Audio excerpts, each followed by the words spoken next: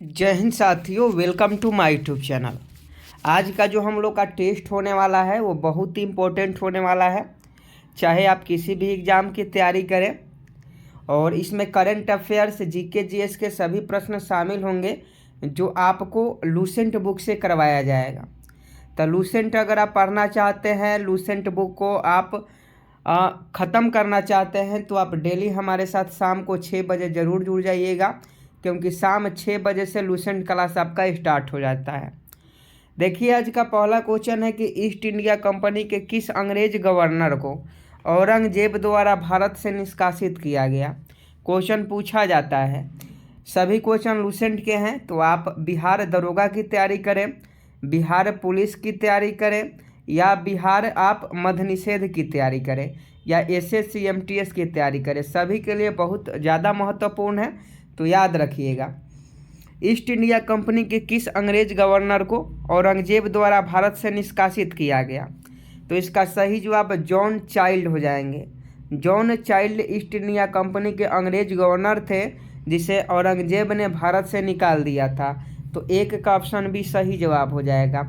अगला प्रश्न 2 नंबर देखिए कि ईस्ट इंडिया कंपनी का, ध्यान से पढ़िएगा, ईस्ट इंडिया कंपनी का राजपूत राज्यों में सहायक संधि करने का मुख्य उद्देश्य क्या था।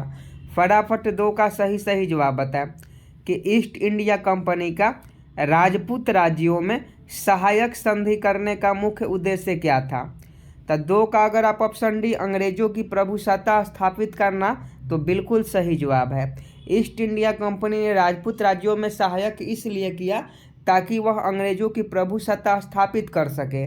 तो 2 का अगर आप ऑप्शन डी बता रहे हैं, तो ऑप्शन डी इस प्रश्न का सही जवाब हो जाएगा। नेक्स्ट प्रश्न देख लीजिए, किसने यूरोपियन नील बागान मालिकों द्वारा किसानों के शोषण की तरफ गांधी जी का ध्यान आकर्षित किया। 3 नंबर प्रश्न कतई जहर प्रश्न है और आपको सही जवाब बताना है। देखिए, अभी तक आप इस वीडियो को लाइक नहीं किए हैं तो वीडियो को लाइक कर दें, और लूसेंट क्लास रोजीना करना चाहते हैं तो आप चैनल को सब्सक्राइब कर बेल आइकन को भी प्रेस कर दें, क्योंकि लूसेंट का अगर आप रिवीजन करना चाहते हैं या तैयारी करना चाहते हैं तो आपको इससे अच्छा क्लास कहीं भी नहीं मिलेगा। तो 3 का फटाफट सही जवाब बताएं कि किसने यूरोपियन नील बागान मालिकों द्वारा किसानों के शोषण की तरफ गांधी जी का ध्यान आकर्षित किया। तो 3 का जो सही जवाब हो जाएंगे ऑप्शन बी राजकुमार शुक्ल हो जाएंगे।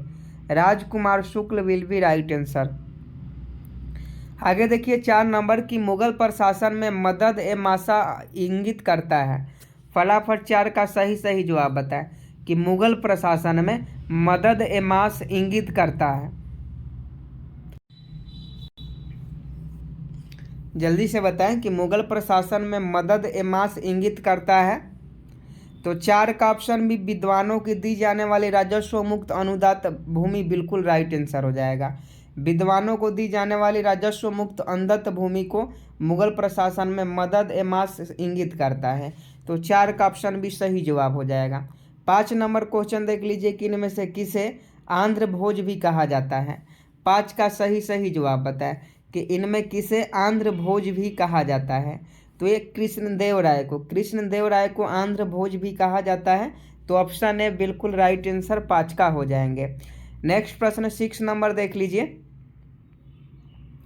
निम्नलिखित मध्ययुगीन शासकों में से कौन एक उच्च शिक्षित था। 6 नंबर प्रश्न का सही जवाब बताएं कि निम्नलिखित मध्ययुगीन शासकों में से कौन एक उच्च शिक्षित था। तो 6 का अगर आप ऑप्शन डी शेरशाह बता रहे हैं तो आपका बिल्कुल राइट आंसर हो जाएगा। शेरशाह जो था वो मध्ययुगीन शासकों में सबसे ज़्यादा शिक्षित था, पढ़ा लिखा था, और इसी ने ग्रैंड ट्रंक रोड का निर्माण करवाया था। आगे देखिए, निम्नलिखित में से किस स्रोत में उल्लेखित है कि प्राचीन भारत में दासता नहीं थी। फटाफट 7 का सही जवाब बताएं कि निम्नलिखित में से किस स्रोत में उल्लेखित है कि प्राचीन भारत में दासता नहीं थी। तो इसका सही जवाब मेगास्थनीज की इंडिका। मेगास्थनीज की इंडिका में साफ साफ लिखा गया है कि प्राचीन भारत में दासता नहीं थी।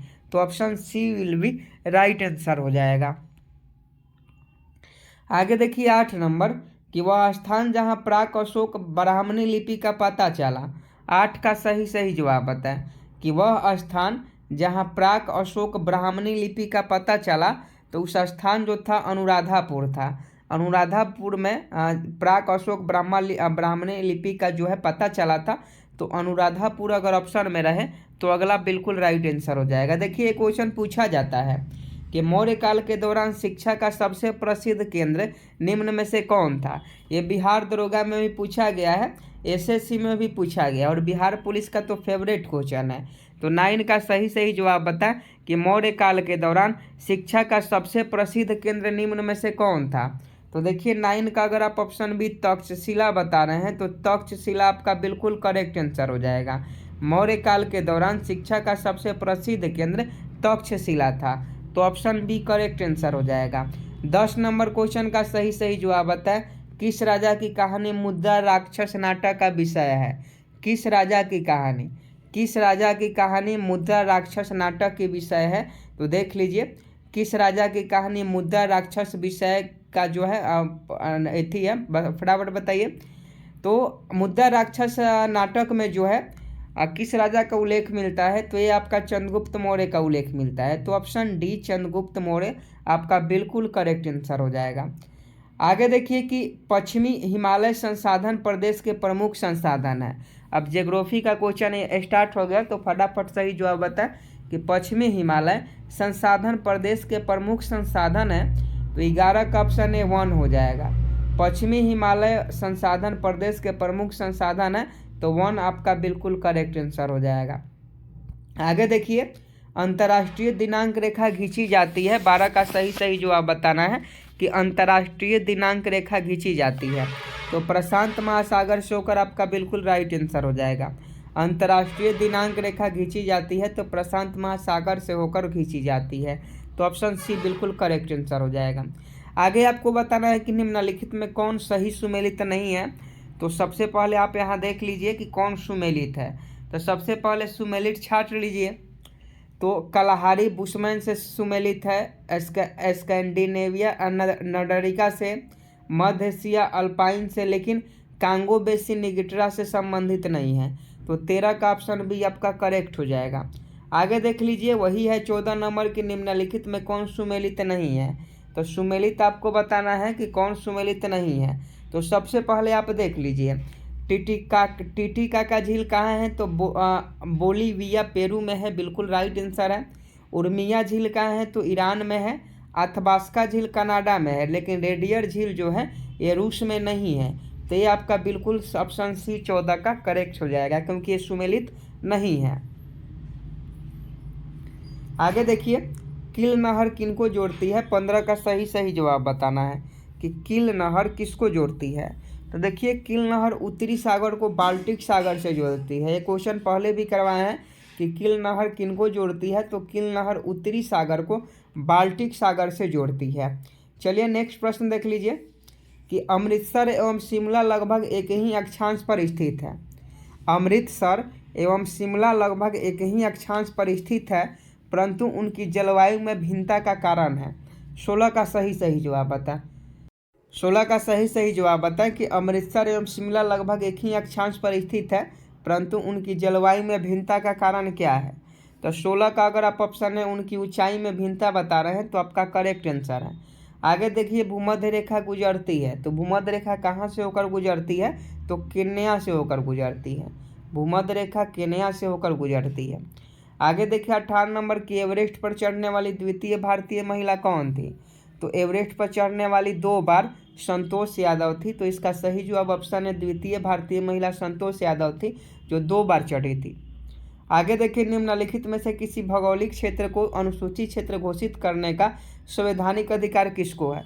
आपको बताना है किसी भी भौगोलिक क्षेत्र को अनुसूचित क्षेत्र घोषित करने का संवैधानिक अधिकार किसको है। तो 19 का अगर आप ऑप्शन डी राष्ट्रपति बता रहे हैं, तो आपका बिल्कुल राइट आंसर है। राष्ट्रपति किसी भी भौगोलिक क्षेत्र को अनुसूचित क्षेत्र के रूप में घोषित कर सकता है। 20 का सही जवाब बताए कि किस प्रकार की सरकार में दोहरी नागरिकता एवं महत्वपूर्ण विशेषता होती है। तो ये देखिए ये आपका संघीय सरकार में दोहरी नागरिकता एवं महत्वपूर्ण विशेषता होती है। अखिल भारतीय सेवा के सदस्यों की नियुक्ति कौन करता है। आपको बताना है कि अखिल भारतीय सेवाओं की जो सदस्य होते हैं उनकी नियुक्ति कौन करता है? तो उनकी नियुक्ति राष्ट्रपति करता है। तो ऑप्शन है बिल्कुल राइट आंसर हो जाएगा। आगे देखिए, भारतीय राज्य की पहली महिला मुख्यमंत्री कौन थी? तो भारतीय राज्य की पहली महिला मुख्यमंत्री सुचेता कृपलानी थी, उत्तर प्रदेश की थी। तो ऑप्शन है सुचेता कृपलानी बिल्कुल राइट आंसर हो जाएगा। यहाँ देख लीजिए, यह 2017-18 से पूछा जा रहा है कि सरकारी कर्ज पर स्टेटस रिपोर्ट के अनुसार 2017-18 में भारत सरकार पर कितना कर था? तो देखिए 2017-18 में भारत सरकार पर जीडीपी का 47.5% कर था, जो अब बढ़ गया है। आगे बताइए, किस कंपनी द्वारा हाल ही में भारत में पहली बार इलेक्ट्रिक एसयूवी लॉन्च किया गया है? तो देखिए ये कंपनी इलेक्ट्रिक एसयूवी 4 व्हीलर जो लॉन्च की है, ये आपका हुंडई ने लॉन्च किया है।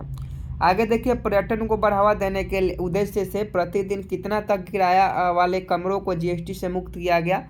तो 25 का ऑप्शन सी हो जाएगा। 1000 किराया वाला कमरों को जीएसटी से मुक्त किया गया। आगे देखिए, फोर्ब्स के आकलन के अनुसार 2019 में दूसरे सबसे अमीर भारतीय कौन रहे हैं? तो फोर्ब्स के अनुसार 2019 में पूछा जा रहा है, तो 2019 में सबसे अमीर जो व्यक्ति थे वो आपका गौतम अडानी थे, क्योंकि गौतम अडानी अभी चर्चे में है, तो इससे संबंधित क्वेश्चन पूछा जाएगा। प्रकाश संश्लेषण एवं शोषण दोनों के लिए क्या आवश्यक होता है? 27 का सही जवाब बताएं। तो इसके लिए साइटोक्रोम जो है वह आपको जरूरी होता है प्रकाश संश्लेषण एवं शोषण के लिए। प्रकाश संश्लेषण एवं शोषण के लिए साइटोक्रोम का होना आवश्यक है। आगे देखिए, मानव के मूत्र में पाई जाने वाली यूरिया निम्न में से किस पदार्थ के विखंडन से बनती है? तो देखिए, मानव मूत्र में जो यूरिया पाई जाती है वह यूरिक एसिड के विखंडन से बनती है। यूरिक एसिड का विखंडन होता है तो यूरिया का निर्माण होता है। आगे देखिए, सुनहरे चावल में बेटा कार्टोनी जीन कहाँ आता है? फटाफट 29 का सही जवाब बताएं। सुनहरे चावल में बेटा कार्टोने जीन कहाँ आता है? तो 29 का ये डैफोडिल में, डैफोडिल आपका बिल्कुल राइट आंसर हो जाएगा। कैप्सूल का आवरण किसका बना होता है? कैप्सूल का आवरण, अगर दवा खाए होंगे तो उसके सामने आप देखे होंगे कि कैप्सूल का आवरण जो होता है किसका बना होता है? तो देखिए कैप्सूल का जो आवरण बना होता है वह स्टार्च का बना होता है।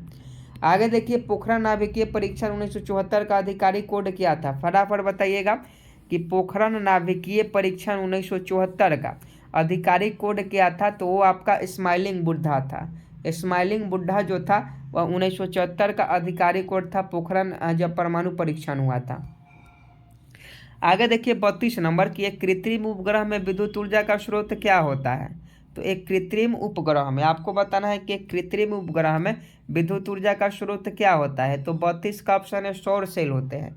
एक कृत्रिम उपग्रह में विद्युत ऊर्जा का जो स्रोत होते हैं सौर सेल होते हैं। आगे बताइए, किसी वनस्पति उद्यान में निम्नलिखित में से किस पर प्रकाश का सीधा प्रभाव बिल्कुल नहीं पड़ता है? किसी वनस्पति उद्यान में निम्नलिखित में से किस पर प्रकाश का सीधा प्रभाव बिल्कुल नहीं पड़ता है? तो ये निषेचन होता है। निषेचन की क्रिया पर प्रकाश का सीधा प्रभाव नहीं पड़ता है। आगे देखिए, ताप के प्रत्येक डिग्री सेल्सियस वृद्धि से वायु में ध्वनि का वेग कितना बढ़ता है? तो ताप की प्रत्येक डिग्री सेल्सियस वृद्धि से वायु में ध्वनि का जो वेग होता है ये 60 सेंटीमीटर पर सेकंड बढ़ता है। 60 सेंटीमीटर पर सेकंड आपका बढ़ता है। आगे देखिए, सौर ऊर्जा का अधिकतम यौगिकीकरण किसके द्वारा होता है? 35 का सही जवाब बता कि सौर ऊर्जा का अधिकतम यौगिकीकरण किसके द्वारा होता है? तो ये आपका हरे पौधे के द्वारा होता है। सौर ऊर्जा का अधिकतम यौगिकीकरण हरे पौधे के द्वारा होता है। आगे देखिए, निम्नलिखित में से कहाँ पर एक संरक्षित कक्ष वनस्पति क्षेत्र है? 36 का सही जवाब बताएं कि निम्नलिखित में से कहाँ पर एक संरक्षित कक्ष वनस्पति क्षेत्र है? तो ये आपका गोवा में है। आगे देखिए, किस देश ने 2020 में ब्रिक्स देशों के पर्यावरण मंत्रियों के बैठक की अध्यक्षता की? तो ये जो देश था ये आपका रूस था। रूस ने 2020 में जो ब्रिक्स का पर्यावरण मंत्रियों का बैठक हुआ था उसकी अध्यक्षता किया था। आगे देखिए, ए प्रोमिस्ड लैंड नामक पुस्तक किसकी रचना है? तो देखिए ये जो रचना है ये आपका बराक ओबामा की रचना है, तो ऑप्शन सी करेक्ट हो जाएगा। आगे देखिए, केंद्रीय रसायन एवं उर्वरक मंत्री ने किस वर्ष तक भारत के उर्वरक क्षेत्र में आत्मनिर्भर होने की घोषणा की है? तो ये आपका 2023 तक, मतलब 2023 लास्ट तक जो है भारत जो है उर्वरक क्षेत्र में आत्मनिर्भर हो जाएगा। आगे देखिए, हाल ही में भारत के कितने सागर तटों को ब्लू फ्लैग अंतर्राष्ट्रीय इको लेवल दिए जाने की सिफारिश की गई है? तो ये आपका 8 समुद्री तटों को अंतर्राष्ट्रीय इको लेवल ब्लू फ्लैग देने की सिफारिश की गई है। किस पंथ के अनुयायी सतनाम कहकर एक दूसरे का अभिवादन करते हैं? किस पंथ के अनुयायी सतनाम कहकर एक दूसरे का अभिवादन करते हैं? तो ये आपका कबीर पंथ के। आगे देखिए, लठमार होली कहाँ मनाई जाती है? बताइए कि लठमार होली कहाँ मनाई जाती है? तो ये बरसाना में, यानी ये मध्य प्रदेश में लठमार होली होती है, बरसाना में। ऑप्शन सी बिल्कुल राइट आंसर हो जाएगा। विश्व में प्रथम ट्रेन किस देश में चली? तो विश्व में प्रथम ट्रेन जो है वो आपका फ्रांस में चला था। आगे देखिए, ईस्वी सन के आरंभ में विश्व की जनसंख्या लगभग कितनी थी? तो ईस्वी से सन के आरंभ में विश्व की जनसंख्या जो थी वह आपका 30 करोड़ थी। आगे देखिए, भारत की सबसे बड़ी जनजाति कौन सी है? होमवर्क का क्वेश्चन है, चाहे आप बीपीएससी की तैयारी करें, बिहार एसआई की तैयारी करें, रेलवे की तैयारी करें, एसएससी की तैयारी करें या बिहार पुलिस की तैयारी करें। आपको इस प्रश्न का सही जवाब होमवर्क में बताना है, क्योंकि बहुत इंपॉर्टेंट है। तो होमवर्क में इस प्रश्न का सही जवाब बताइएगा कि भारत की सबसे बड़ी जनजाति कौन सी है। और देखिए, लूसेंट का क्लास पढ़ना चाहते हैं, अभी तक आप इस चैनल को सब्सक्राइब नहीं किए हैं तो चैनल को सब्सक्राइब कर डेली शाम को 6 बजे जुड़िएगा, क्योंकि लूसेंट क्लास डेली शाम को 6 बजे होता है। और वीडियो को शेयर भी करते रहिए, लाइक कर दीजिए। जय हिंद, जय भारत।